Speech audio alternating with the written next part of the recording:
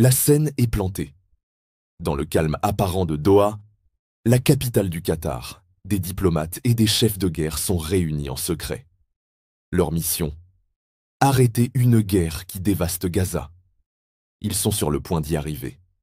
Un accord de cessez-le-feu est sur la table, avec l'espoir de libérer les otages.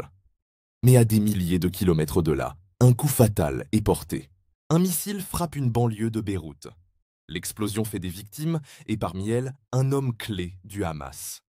Cet acte de guerre, aussi soudain que brutal, va briser la dynamique de paix et faire de ce jour celui où la médiation à Doha a été brisée.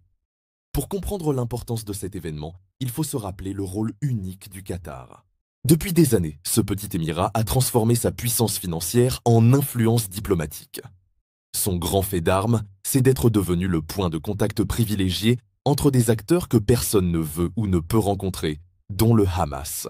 Après l'attaque du 7 octobre, c'est le Qatar, avec l'Égypte et les États-Unis, qui est devenu le médiateur incontournable pour les négociations de trêve et la libération des otages.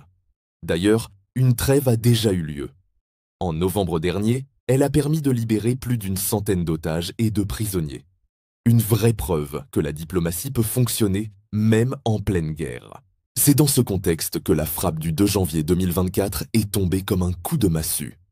Ce jour-là, un missile a touché un immeuble dans le sud de Beyrouth. À l'intérieur, Saleh al-Arouri, chef adjoint du bureau politique du Hamas et un des fondateurs de sa branche militaire. L'attaque est attribuée à Israël, même si l'État hébreu n'a jamais confirmé publiquement son implication.